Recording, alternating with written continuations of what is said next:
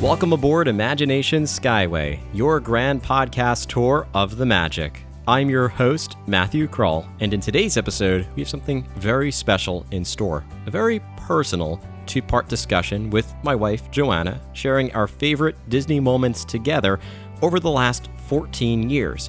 Joanna and I first went to Walt Disney World together the first year we were dating, kicking off a lifetime of memories that we continue to build as our family grows. In this two-part series, Joanna and I share some of our favorite memories traveling to Disney together up until this point. The conversation ranges from heartfelt to funny, and I hope you can in some way relate to the memories we've built together. At the end of the show, we'll return to Imagination Central, where I'll share ways in which you can stay connected with Imagination Skyway, how you can discuss this topic with others, and how you can help support and inspire the future of this show. Please remain seated, keep your hands and arms inside the podcast at all times, and enjoy your grand circle tour aboard Imagination Skyway.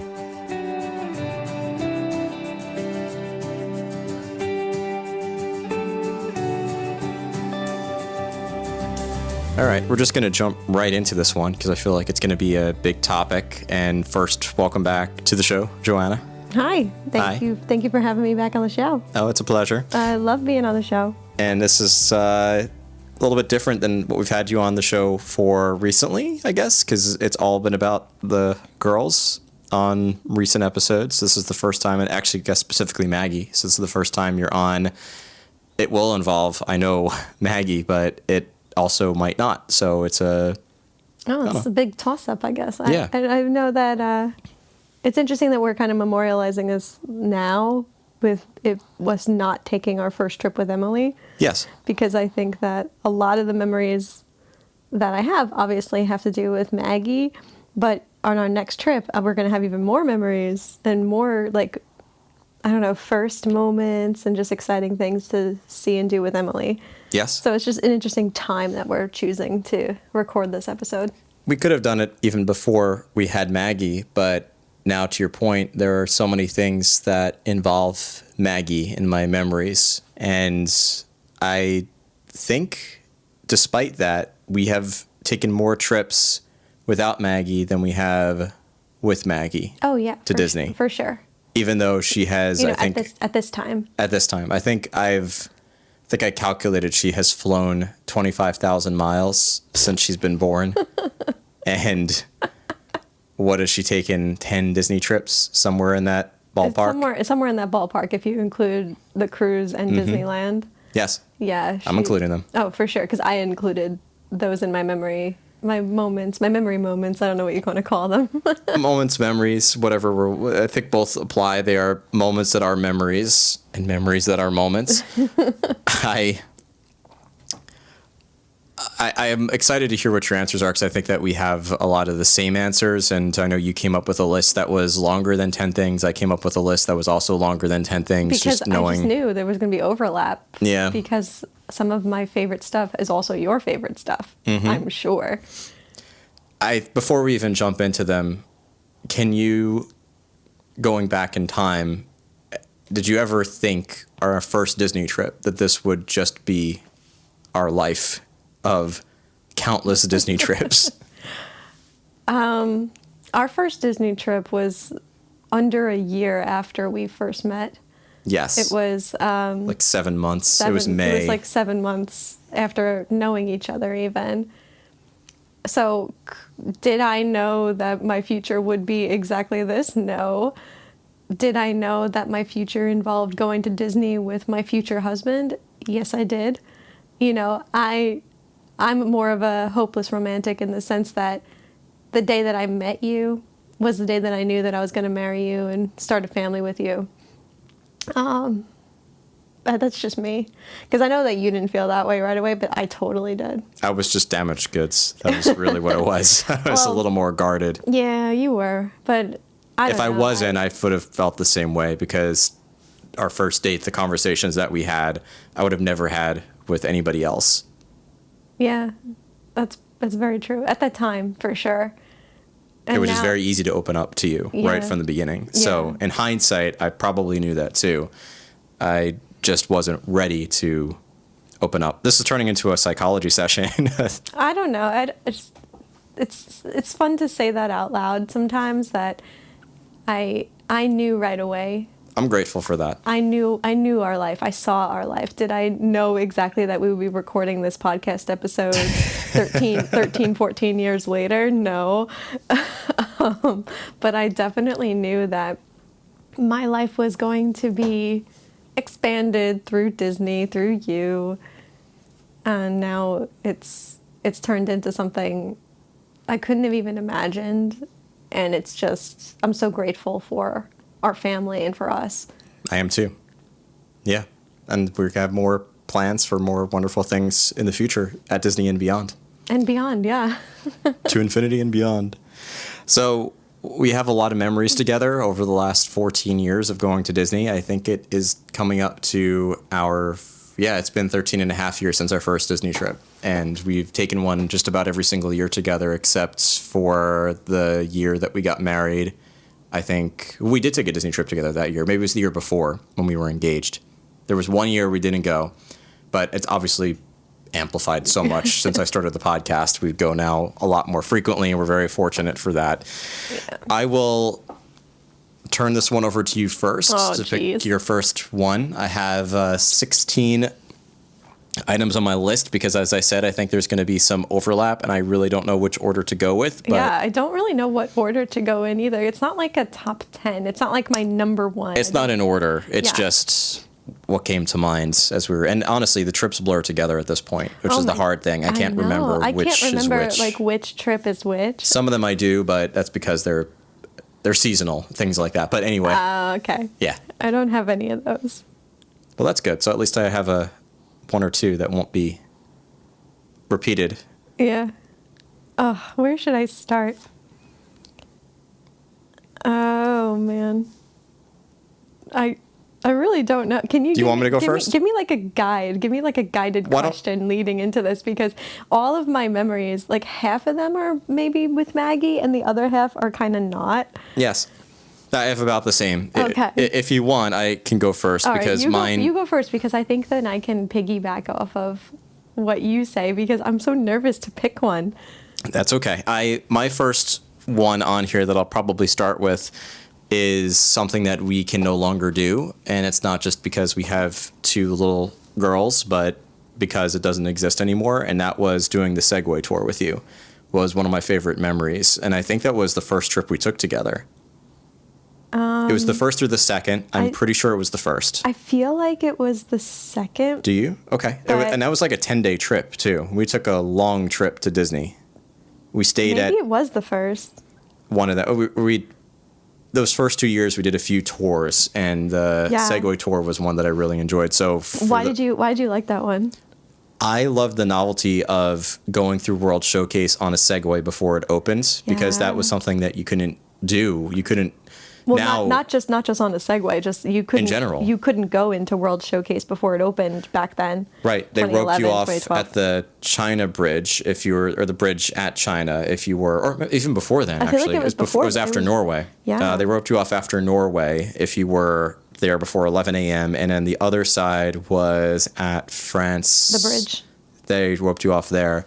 So anything from France to China had only before 11 a.m. cast members. There was no, even if you had to walk to breakfast at Akershus, which is why it stopped at Norway, you could go to Norway for breakfast, you had to go around the long way. But now, because they've got Remy's Ratatouille Adventure and they have more going on in World Showcase in the morning, they let you walk through. But back then, they didn't. They couldn't even let you walk through it. Yeah.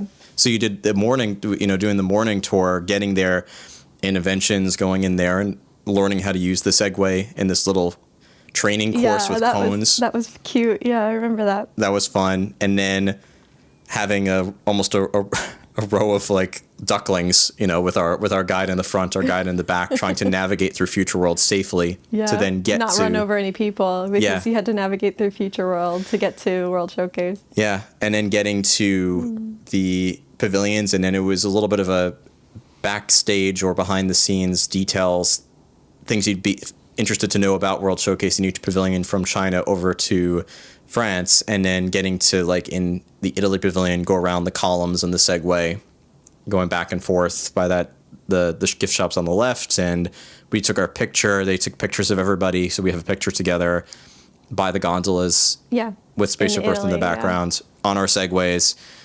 And it was just a fun tour. I just kind of miss it. And I understand the safety reasons and then the difficulty of navigating a used park now that's always operational in every part of the park. It's challenging. I really enjoyed that tour. It's nothing really, I think it has less to do with who you were with, who I was with, to be honest. Had nothing to do with But me. it was great to have you there because it was a fun, memorable adventure that we had together. Experience for sure. I think we got like a special pin from that too. I think we do. Yeah. I have it somewhere. It's a moving pin. Yes, that's right. It has like a little Segway memory. person on it that moves back and forth. That's a really good memory. Yeah. I almost forgot we had that. I have that bag of pins somewhere. I got you that. Is it in the bulletin. shadow box? Yeah. Because I have not everything in the shadow box. No, I'm pretty sure that one's in the shadow box because Okay. we have two of them because I got one and you got one. Yes. So at least one of them is in the shadow box. That's true. All right, that's fair. So that's an example of something you could start with because it's that one maybe is not as, I guess, emotional. It's just a fun memory from our early trips together. Okay, well then I'll piggyback off of that a little bit because I have one that's similar to that, and that was when we did the Wild Africa trek. Yeah, I have that on my list too. That was my 25th birthday. It was your 25th birthday, and I think I bought us those Wild Africa trek like tickets or whatever because I thought that would be really cool considering you did Kilimanjaro safaris on your CP and just having the behind the scenes with the animals because obviously you were backstage in Kilimanjaro safaris, but you weren't there. You weren't like in the animals and stuff. I couldn't be close to the animals. No, you weren't allowed to be. Yeah. But this time the Wild Africa trek, and I feel like it wasn't around for that long when we first did it. That's true. It was one of the first, maybe the second year it was out. Yeah, but now obviously a lot of people can do it, and then there's different tours for that safari also. It's like you could do the Wild Africa trek, or you could do like a breakfast or lunch or something on the safari, on the savannah. Sorry, and then there's another one where you can go on. I guess there's like that one with the savannah. They have like a private safari truck. That, I believe, is at Animal Kingdom Lodge, the Starlight Safari, which is on my list of things to do. You have to be 16 or older, so we're looking at a while before we do that. But anyway, and so no, doing the Wild Africa trek I thought was really cool because I know you got to experience Kilimanjaro safaris a little bit deeper than even what you did on your CP, and I got to experience it with the animals too. And I know that we had such a great time with our tour guides. And even with the people on the tour, like everybody was just like really cool and had a good time. We were joking a lot on there. And then we got to have the private lunch on the savannah that was included with that. I thought that was really nice. The food was great. I remember I think that was the first time I ate an edible flower. That's very And it was good. And the hummus was good. It was the sun-dried tomato hummus that they had. That. I don't remember. That's just such a specific part of the dish, but everything they had was delicious. I'm surprised you remember like the actual food because I don't remember the actual food, but I remember the experience being really, really cool and going across the bridges with the vests and the harnesses and feeling so excited to do that. Like, doing new things at Disney is always exciting, right? And the novelty of it.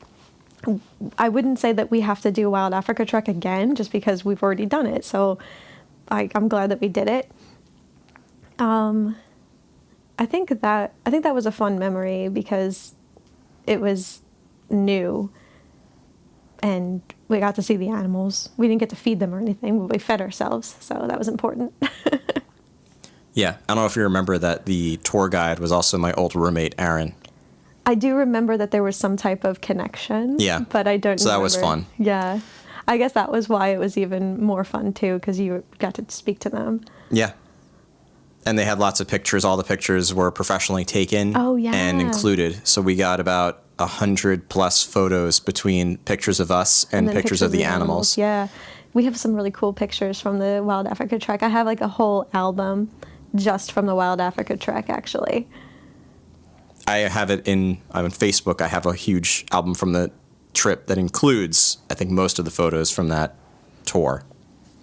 Okay. Can I do another one then? Yeah, because I went first. Sure. You can go to the next one. I'll do another one. So I want to. I don't think I'm allowed to say no.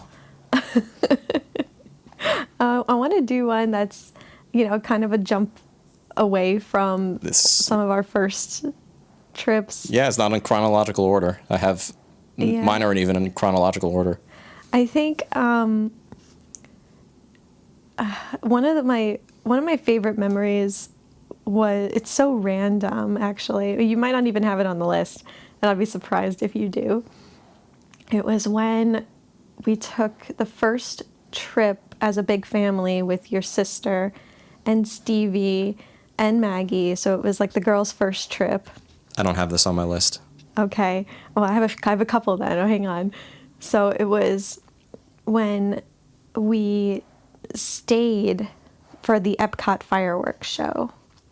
And it was like, are we really going to be staying this late in the park with 2 infants at the time? I think it was Harmonious. Oh, I wasn't sure. I was pretty sure it wasn't Illuminations. Oh no, it was either Epcot Forever or Harmonious, but I'm pretty sure it was Harmonious because it was after COVID, and I remember seeing that. So I'm gonna go with, because we saw Epcot Forever before COVID, and then the next time we went, it was Harmonious playing. So it was Harmonious. Okay. Well, it was the first time that Maggie and Stevie got to see fireworks. And obviously Epcot has excellent fireworks shows. Doesn't matter which one it was, honestly. And I remember Maggie, she was 7 or 8 months old, maybe 7.5 months old. And she was just ecstatic watching the fireworks and listening to the music as a tiny little baby. And I had her on like the tush baby, or it's not a tush baby, but it's like a seat that she can sit on. And she was on her feet. I'm holding her, and she's just bouncing and screaming like a pterodactyl. She was so happy to see the fireworks, and it was like 9:00 at night, and you would think that the baby would be totally out, but she was not, and she was so into it. I think we have like a really grainy video of her just doing that and like kind of doing her pterodactyl sounds, and in her head she's singing along. And that was like one of the greatest memories I have of her experiencing those fireworks. I think I'm so happy that we stayed for that, because I know that it was up in the air as to like, oh, I don't know, maybe we should go back to the hotel. I think it's a little late. We're going to have to do the transportation and all that. But just that moment to witness her as a 7-8 month old, and just totally enjoying it and totally enthralled with the experience, was like, it brought tears to my eyes. And it was something so random. It seems a little random, but it's not. It is those are the moments I always talk about on the show that really are what make Disney special. It's not the things you do when you're there, it's the memories you create with the people while you're doing the things there, which can be as simple as sitting on a bench and experiencing something. It doesn't have to be riding Space Mountain. And that's why I tell people not to put so much pressure on having to do everything, because it's not about doing everything. And when you make it about doing everything, that's when you get the meltdowns, not just from the kids, but more from the parents, actually. I was about to say, I'm pretty sure. The parents are the ones that melt down when they try to get to everything on the to-do list. It's more just about, if you were going to the beach, right? Just go and enjoy yourself, get as much done as you can, but... it's hard because, the beach is a place that people can go very often. And relax. And, yeah. Well, you can relax, but it's also, it doesn't cost as much to go to the beach as it costs to go to Disney. So I know that there's always the once-in-a-lifetime trips to Disney, and you want to try to get everything done. and it's hard. And not necessarily once in a lifetime, but maybe once every 5 years. And then by the next 5 years, Disney's changed. And like, for example, your favorite Muppet show is not going to be there anymore. That's right. You know, but you know, is one of your favorite memories sitting and watching that 3 times in a row while the rest of the family waited in line for Rise of the Resistance? That was not one of my favorite memories. I know. It is a deep memory though of sitting in the theater for 3 shows in a row, and then I got the experience of being like one of the cast members that would have to sit there and watch the show over and over again for 15 minutes straight, or I guess it would be longer for them, right? But yeah, I do love Muppets, but not 3 in a row. You figured out your limit. I figured out my limit. Yeah, I couldn't do 4. I only have one memory from Maggie's first trip. And that was because everything else that involves Maggie are future trips when she was a little bit older. Yeah. But the only one I have on here from her first trip was when she was riding It's a Small World and waving to all the kids. And waving. Waving hello to all the kids on the attraction. I mean the dolls. The dolls, yeah. The animatronic. The animatronic kids are the dolls that are there. Yeah, I actually didn't have that was one. fun. That was really cute. That was the first, I mean, Maggie's first trip was a big deal, and I'm glad that was your last one, because I have one other one from her first trip, but I want to just kind of add on to that one. It's because her waving at all the animatronics, that was like the first time she really learned how to wave. You know, she learned a lot on her first Disney trip. Yeah. Every Disney trip she learns a lot, actually. Every single Disney trip she learns something significant that we can actually measure, for sure. Her first trip, she learned probably the most, because she was 7-8 months, and it's a really big learning window and the sponge absorption of her brain, you know. And just maybe less than a week before we went to Disney, she learned how to wave. And the waving to the animatronics on Small World was so cute. I know we have a video of most of that. I have. Yeah, I have a video of I think I have 3 different videos of 3 different rooms of her waving to the dolls. Yeah. Yeah. Yeah, that was a fun memory from her first trip. But yeah, that was the first time she slept through the night. Yep. It was on her first trip. First time she slept through the night, and no, that's rough for mommy, because you know it was mommy that's been waking up with her in the middle of the night for those 7-8 months. So yeah, that was the first night. That was the first time she slept through the night. It wasn't the first night in the hotel. The first night in the hotel was rough. That was a rough one. Yeah. But the second night she slept through the night, no problem. She learned how to stand up in her crib, like pull herself to standing. That was like crazy how much she learned. Physical stuff that she learned, and just I guess social emotional stuff that she learned too. I think you're up next. I'm just looking at what I have, and I might go to one that's not Maggie next, because again, most of these are Maggie, but Oh, you want me to go? Yeah, you go next, because I picked the Small World one. Oh, I just piggybacked onto that one, yeah. I'll go to one that's really random. Well, they're all kind of random. They are. Yeah. For anyone listening, these are going to be extremely random, because they're just our personal memories. Yeah. Okay, it's just so dumb, but it's something that sticks out in my brain as something I'm happy about, and it was one of our Run Disney trips that we did with Jen and Nick and the gang, and it was when we ate at Boathouse. Oh, yes. For the first time. That was the first Run Disney trip. That was our first Run Disney trip, yeah. We ate at Boathouse as a whole group. And I remember the bread coming to the table. I didn't think anything of it, and I had a piece of bread, and you should have seen my face. I think Jen probably has a picture or a video of me eating this bread. I have it, yeah. Oh my gosh. It was so good. And we just joke about it like all the time now. Like, oh, anytime we have something to eat that's new, oh, is it the Boathouse bread? And I'm like, no, it's nothing is as good as Boathouse bread. And it's just next level. The free bread that comes to the table. It was so good. It was like I think I ate like 6 pieces of that bread. Because they just kept bringing it. We kept asking for more. You weren't the only one. I think I probably had about the same amount. But no, you definitely didn't. Maybe 4, no, but it was really good. You did not have 4. It was really good. You couldn't have had 4 because I think only 8 came in the basket. Well, like you said, it kept bringing more. I have a memory from our first Run Disney as well. Oh. And it's probably the only Run Disney one I have on here, but it was specifically our running the 5K memory, which wasn't really running. We did more of a walk because there was no time limit. We wanted to savor it, but that was the novelty of doing Run Disney for us. It was our first Run Disney event. It was our first 5K. So, I mean, waking up at 3 a.m. at Port Orleans French Quarter and taking the bus over to Epcot was exhausting, but then the adrenaline of the novelty of getting into the parking lot and then they're blasting the music. They're getting everybody pumped up, ready to go. And getting into the corrals. Getting into the corrals, getting lined up by the starting line, the fireworks going off. Yeah. Yeah, it was all definitely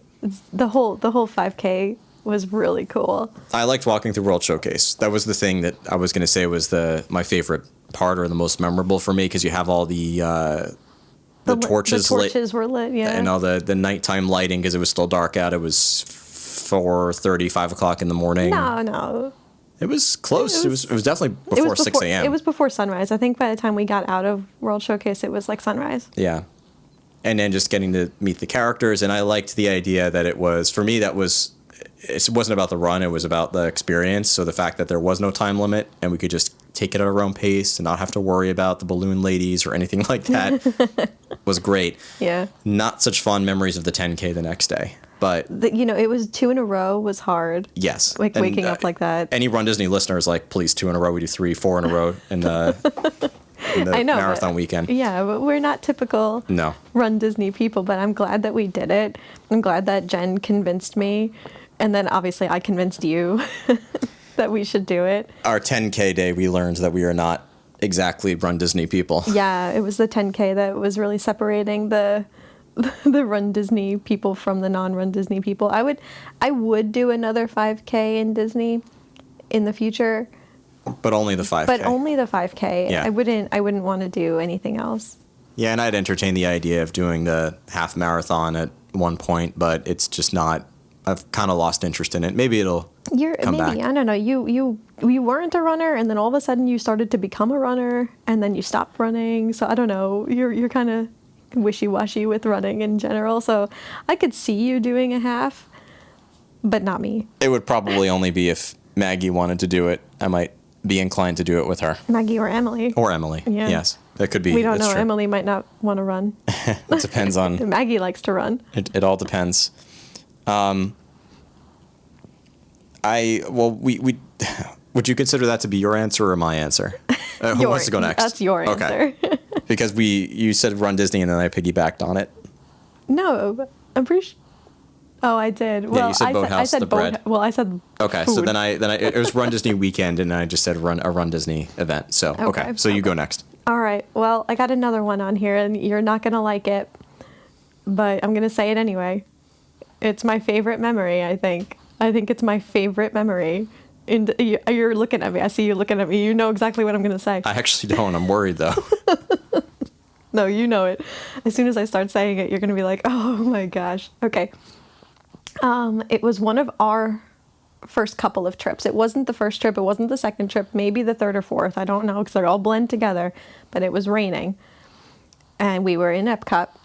Yeah, I know where this is going. I have it on my list too. Oh, you do not have it on this list? I do. Okay. I don't think you. I think it's different. I think it's a different one. Okay. No. It's raining, and we were in Epcot, and unfortunately, the pavilion that we were at. Oh. Okay. Now I know where you're going with this. The pavilion that we were at in the pouring rain was Morocco at the time. And Morocco does not have a lot of indoor locations. It's all outdoors. It's beautiful. But in the pouring rain, not so much. So obviously we scurried under like a tiny little awning in Morocco next to a whole bunch of other people that were also scurrying under this small little awning. So maybe there was like 9 or 10 people under this. And you and I were like really close together, obviously, because we're trying to huddle together. And just going to edit this part out. Go ahead. No, you're not. All of a sudden, Matthew decides that he has to sneeze. And it's not a big deal, but he doesn't sneeze all the time. It's fine. He just has to I was sneeze. also sick. That's just an excuse. I was sick. I had a cold. All right, so he decides to sneeze. But remember, we're in this tiny little awning with a whole bunch of people. So instead of sneezing on the random stranger next to him, he decides to sneeze in my direction. Now, he claims he did not sneeze on me. Well, I sneezed into my elbow in your direction. But I didn't sneeze on your face. I didn't. And so I'm sure some sneeze made its way over to you. But yeah. So he says that he didn't sneeze on me, but he sneezed into his elbow in my direction instead of in the random stranger's direction. Now, I'm not condoning sneezing on strangers, especially now post-COVID, but when he sneezed, I turned to him. I can't even say it with a straight face. I turned to Matthew as if he'd been sneezing on me all day. As if he'd been sneezing nonstop all day, and I'm getting sick and tired of it. And I go, "Stop sneezing on me!" I can't even say it with a straight face without cracking up. And this was his first and only sneeze the whole day. The whole day he did not sneeze, and I said, I'm cracking myself up. I'm looking at Matthew too right now. He's cracking up because he doesn't have the microphone. I'm going to turn away. So I just with the nastiest voice I could ever think of, I would just said, "Stop sneezing on me," just like that, as if he'd been sneezing on me all day. And this stranger who he didn't sneeze on turns to Matthew and just said, "Gotta stop sneezing on her, man." He just goes, "You gotta stop sneezing on her, man." As if he'd been sneezing on me throughout our entire relationship. Yep, that's just me.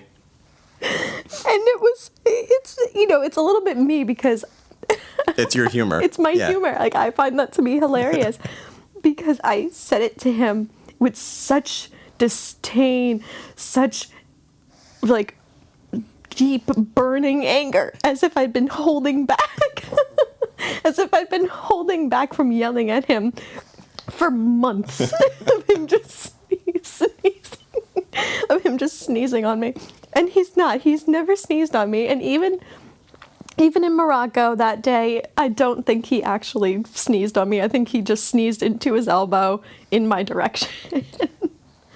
Gotta stop sneezing on her, man. We still talk about that one. I didn't know you were going to go that way. I was going to say this is not. You could. I think that's my favorite Disney memory of us. I really do. I knew no one else can have that memory. Gotta stop sneezing on her, man. I'll just say that to Matthew every time he sneezes. It's definitely been an inside joke for the last 12 years. 12 years. It's probably 12 years. Stop sneezing on me. I thought you were going to go with a sweet memory that I have in the rain. No, that's not my personality, right? Well, no. But I'm not even going to go. We'll just leave that as our rain one. Because I'm trying to look for. You said this one. I am. Where do I go next? Okay, we've said so much about Walt Disney World. We haven't talked about Disneyland, so I'm going to jump over to Disneyland, and I'm trying to decide between two that are similar, and I had trouble deciding which one, so I'm just going to say both. Say both, because I'm going to say both. I think one of them must be mine too. Probably. They both involve World of Color. Okay. So I know that you're going to have a different one that involves Disneyland that I intentionally did not put on my list. But I don't know. Now that okay, never mind. Yeah. Okay, go ahead. They both involve World of Color. Interesting. The first time we saw World of Color and the most recent time we saw World of Color. Okay. And I couldn't decide which one I liked more. Both are great. Because both involved a package of some kind, which I always recommend for World of Color. The fact that I hadn't seen any preview footage, and I'm really glad I didn't before going to see World of Color for the first time, made it more special. That we did the dining package, and then we got basically, I don't know, we were almost right up against the water. We were maybe there was like 5 rows of people in front of us. We were right up against the water, and that impact of sort of being surrounded by the fountains and seeing them so close, and the original World of Color show. That was a great trip, and I think that was 2012. So it was still new. It was absolutely 2012. Yeah, it was still new. So that was one, but then the most recent time, which Maggie slept through the whole thing, which is okay, was us doing the dessert package. Yeah. Which, if I were to pick which one I'd want to do, I'd definitely want to do the dessert package again. And this was World of Color 1, which is the best, I think, overlay of World of Color. And its history of, I don't know how many overlays it's had between seasonal ones that they change every year, the Halloween ones, the 60th anniversary one. They've had so many of them. But that's definitely, World of Color 1 was my favorite overlay. World of Color 1. World of Color 1 was my favorite overlay. Yeah. And the dessert package was fantastic. I loved because I like having space around me. Yes, you don't like to have a lot of people around you that you can sneeze on. No, exactly. As for someone who loves Disney, I don't like crowds, and I know how to navigate around them. So yeah, the dessert package was pretty cool because you have our own space, our own table that we sat at while we were watching the show, rather than standing room only. And we got to eat at the same time. Which was great. And a great selection of desserts, and then 2 drinks. I think you could have 2 alcoholic drinks and then unlimited of the non-alcoholic, if I remember. I know you were limited to 2 alcoholic beverages, but I think that you were a little more unlimited on the soda, hot chocolate, that side of it. So, anyway, that was World of Color was my favorite. What were you going to say at Disneyland? I don't think I was going to say anything at Disneyland, actually. You said you might have the same one. Do you have any from Disneyland? Which one did you think that I was? Lucky Sock Day. Oh, that needs to be on my list. I'm sorry. I know. I'm surprised you didn't put that on your list. The Lucky Sock Day. I've said this story before, though. I think you have. You've told the story before. I told this story before. I don't remember which podcast episode, though. I think it had to do with a family episode. Family memories? It was like a family memories episode or something. Because it was, Disneyland. Yeah. With your family. With the family. All right, well... you could jump to another one if you want. I do want to say the Lucky Sock story. That was pretty crazy, but I don't know if I want to say it again. This was also the Fast Pass days. Yeah. That's how far back this goes. Yeah. Well, it was 2012. Was it that same trip? I'm pretty sure it was that same trip. Yeah, I guess it was. Maybe not. I feel like it was after that. It was when we ran into Heather. Is that possible? No. No? We haven't seen Heather at Disneyland. Hi, Heather, if you're listening. Who did we ran into somebody on that trip? I had started the podcast. It was a winter trip. And it had to be after 2017. It was a winter trip because I remember I was wearing the sweatshirt from Walt Disney World. That was part of the reason. So, okay, I remember. This was Christmas 2019. It was December 30th, the day before New Year's Eve. Yes, it was. That's when this trip was, because that was the last time we went to Phoenix and Disneyland before COVID. Yep. So that's when it was December 2019. Yeah, it was the day before New Year's Eve. Yeah. December 30th. That was Lucky Sock Day. Yes. I didn't know that they were lucky socks. Okay, I'm calling it Lucky Sock Day because in hindsight they were lucky socks. That's the only possibility. I don't even know how to start this. Maybe it was Max. Was it Max Pass or Fast Pass? It was. You could do it on the phone. So that was Max Pass. Okay. Because it wasn't paper Fast Passes. So then it was, all right, so then it makes more sense that it was Max Pass. Okay, it was Max Pass. We had purchased Max Pass. Yes. We did, because we knew that we were only going to be there for one day, and we wanted to hit all the good stuff, because this was 2019, pre-kids. We just wanted to rush to everything in Disneyland. Open to close, we left at midnight. Open to close, yeah. Mm-hmm. We literally left the park at midnight. We were there right before opening for sure, but we weren't staying on property, so obviously we couldn't get in with the on-property guests. But we were second at the turnstile. We were the second party at the turnstile, and the only person that was in front of us was just a single guy, and he was just by himself. He was going to probably do the exact same thing that we were going to do, just hit all the good stuff. So we were at the turnstile. We were the second party at the turnstile. I'm wearing my lucky socks. I didn't know they were lucky at the time. We get to the turnstile, the printer breaks, and we're standing there watching all the other turnstiles go through, all the people going through, and we had to get into the park to use MaxPass. We had to be in there. Yeah. If we were not in the park, it wasn't going to work. So we weren't allowed to get any of our bookings or anything like that. And wasn't it just Mike who had the problem? It was Mike and Brian, and we went in first, me and Brian, and Mike was last, and that's when was stuck. And so we were waiting there for Mike. We were waiting there for Mike to get this paper ticket printed. It wasn't working, and there's so many people coming into the turnstiles, and Brian's getting so upset. I can see Brian's getting upset because you could tell with Brian. We showed up early too. We were there. One day, we were there on time. We were there way on time. Mike is stuck, so we're waiting. And then we go to Mike. They finally bring Mike to a different turnstile. And guess what? That printer breaks too. It's just Mike's ticket. It's just not working. And I think we were there for an extra 15 minutes. I don't think it seemed was, like an eternity, but I think it was 15 minutes. Yeah. So which is an eternity at rope drop. At rope drop, 15 minutes is make or break. Like, you're not going to get the right fast passes. So what does Joanna do? Joanna decides to go over to guest relations. Just to see what happens. I'm not one to complain ever. I really don't. Not, especially when it comes to stuff like this. Like, everybody is spending the money. Everybody wants to have a great experience. And so when something goes wrong, you try to fix it, but it doesn't always work out that way. And that's okay, because it's just the way opportunities are, right? I go to guest relations. I happen to be the second person in guest relations. And I walk up to a girl that's working there, and she's like, "How can I help you today?" And I said, I told her, I said, "I'm not really one to complain. I'm really just happy to be here." And as I'm saying that, she recognizes my sweatshirt, which was from Walt Disney World, and we're in Disneyland. And she goes, "Oh, is Walt Disney World your home park?" I said, "Yes, we go there all the time."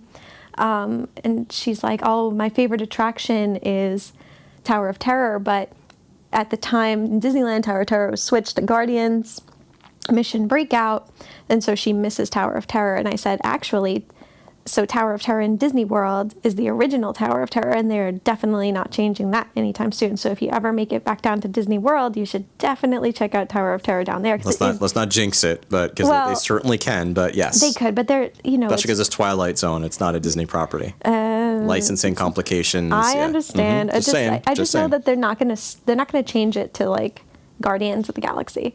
I don't think that that's going to happen. Probably not. Right. And I think they'll keep it kind of spooky. Anyway, so she's talking to me about her favorite ride, Tower of Terror. And I explained to her the situation. I said, we were here at Rope Drop, and the printers weren't working for our friend's ticket.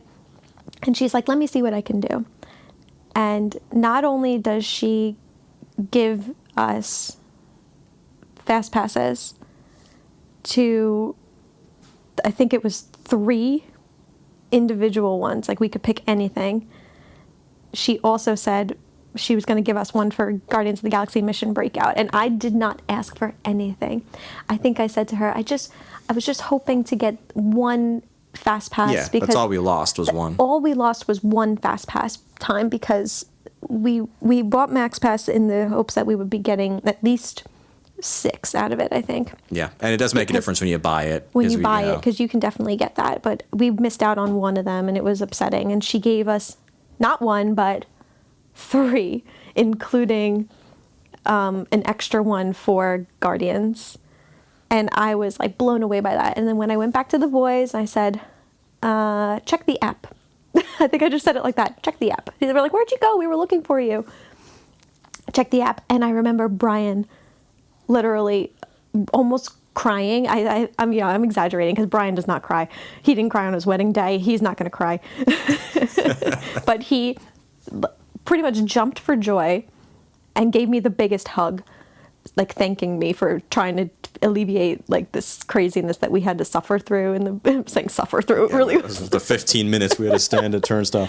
Yeah, we don't complain about anything. The fact that Brian hugged me, I think, is like one of the craziest memories at Disneyland for me. Brian hugged me. Yes. Yeah, that was a good day. That was Lucky a great Sock Day. That wasn't even the only part of Lucky Sock Day, but I know. That was the big part. That was the big one. I don't know where to go from here. That was all I had for Disneyland, was just World of Color, believe it or not. I mean, I have a lot of fond memories of Disneyland, but I have so many stronger memories from Walt Disney World, so we go there more often. Walt Disney World is like the home base, you know? It feels like home when we're there. I'm going to jump back to you were pre-kids, so I'll stick with pre-kids, and this maybe will be my last one before we had kids. I'm going to say this is sort of an honorable mention, but I have a lot of fun.